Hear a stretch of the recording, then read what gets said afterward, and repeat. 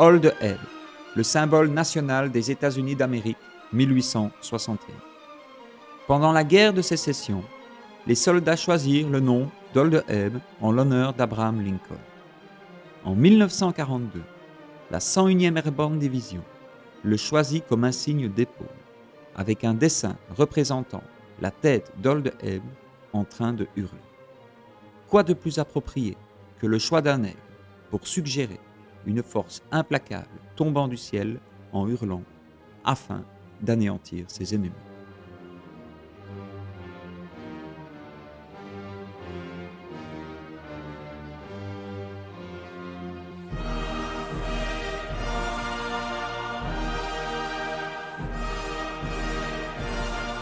Old Ebb fut offert au président des États-Unis, Barack Obama, en 2009 lors de la traditionnelle foire aux noix de Bastogne par l'intermédiaire de l'ambassadeur des États-Unis, Howard Gutman. Chère Marie-Élise, nous tenons à vous exprimer nos plus sincères remerciements pour ce très gentil cadeau. Votre attention et votre générosité sont très appréciées. Notre monde devient de plus en plus interdépendant et nous sommes impatients de travailler ensemble pour le bénéfice de nos deux nations afin de renforcer le lien entre nos peuples. Merci encore pour ce merveilleux cadeau, Barack et Michelle Obama. 14-18.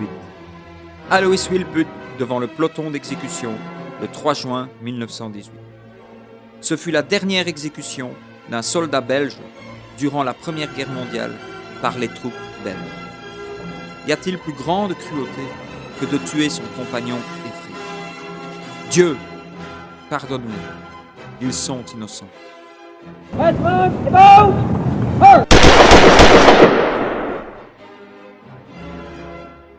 40-45, la prière de Patton. Père tout-puissant et généreux, nous t'implorons humblement dans ta grande bonté de retenir ces pluies exagérées qui s'opposent à nous. Donne-nous du beau temps pour la bataille. Aie la bonté de nous entendre, nous les soldats qui faisons appel à toi, pour que le bras armé par ta puissance, nous avancions de victoire en victoire.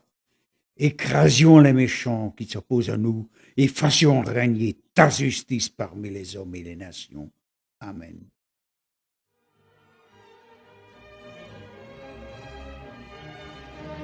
L'orgueil. L'œil diabolique d'Hitler est arrivé à entraîner son peuple dans le désastre.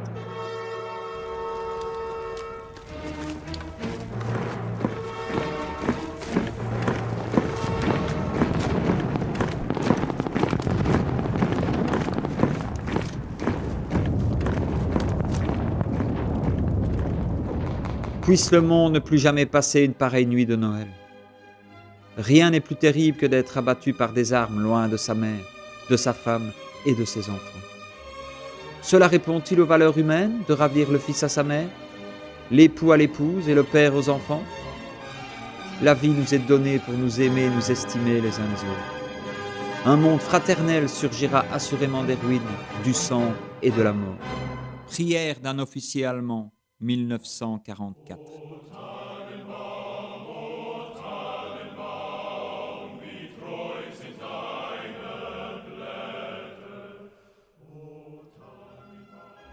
Johnny Looking Cloud se rappelle la tragédie de la bataille des Ardennes.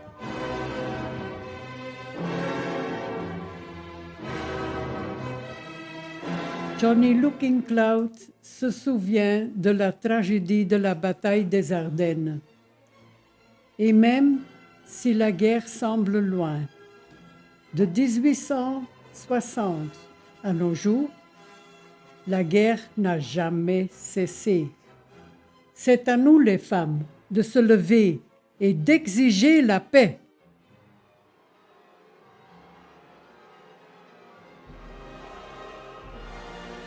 Les babouchkas réclament la paix par la puissance de l'esprit, la discipline et le respect.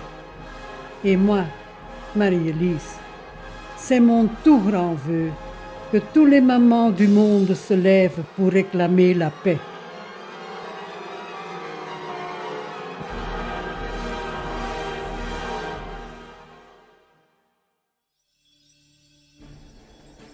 Alors, quoi faire pour arriver à la paix? Il faut que je vous raconte la vision que j'ai eue juste après mon opération grave dans la clinique de Bastogne. À peine réveillée, je voyais sur le grand mur devant moi apparaître une famille d'ours polaires en révolte, en pleine attaque pour leur survie. Alors, mes amis, qui est la cause de cette révolte? Moi? Toi?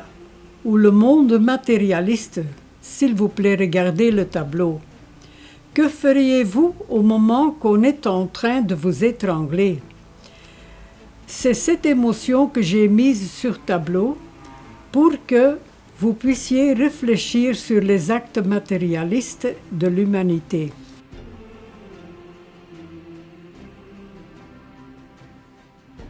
Et ce n'est pas tout.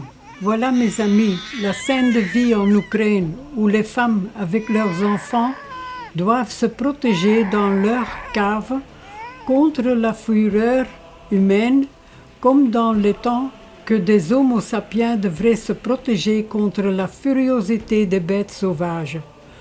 Où est l'humanité? Où est la démocratie? Où est l'évolution humaine?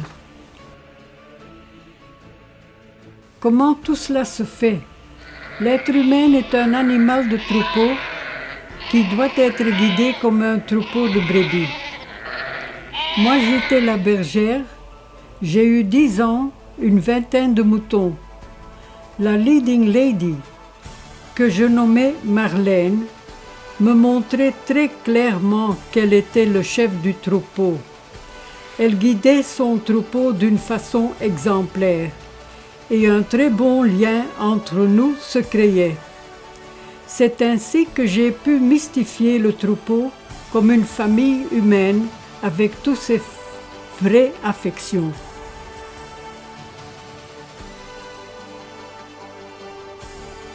Ce thème mythologique, le lion de l'Europe, a été présenté au Parlement européen de Strasbourg et Bruxelles. Le grand message pour qu'il y ait de la paix en Europe est les femmes au pouvoir. Les femmes doivent dompter l'égoïsme et l'orgueil des bêtes féroces, c'est-à-dire l'homme égoïste, la cause de toutes les guerres, comme des chefs mal inspirés. Et moi, Marie-Élise, avec ma main sur mon cœur, et vous, comme une mère de famille, est-ce que nous disons pas chaque jour « Fais de votre mieux » à nos enfants?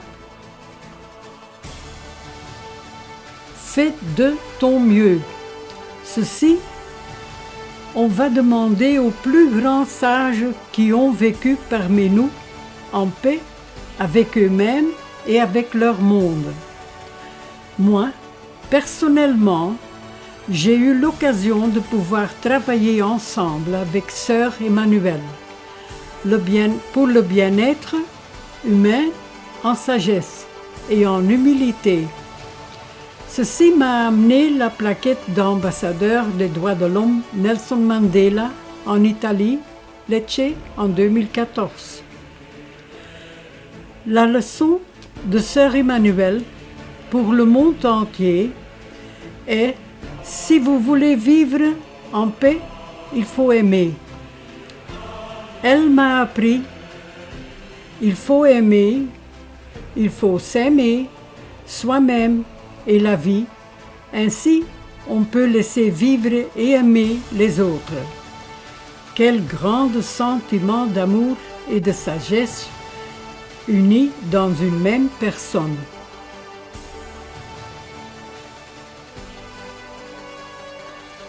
Nelson Mandela a pu tenir la paix dans son pays plein d'apartheid et de racisme. Par sa force, de son esprit et la leçon qu'il a émise pour le monde entier. Sa devise, si vous voulez vivre, il faut pardonner. Pardonner soulage ton âme. Ces deux messages de paix. Premièrement, Sœur Emmanuelle, si vous voulez vivre, il faut aimer. Deuxièmement, Nelson Mandela, pardonner soulage ton âme, sont exprimés de la même façon par les mères d'Ukraine.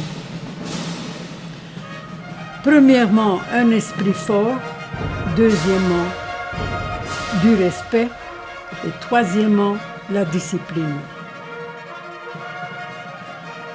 De la même façon, moi, Marie-Élise, en tant que peintre, avec la main sur mon cœur, et comme mère, comme toutes les mères, dis aux enfants, faites de votre mieux.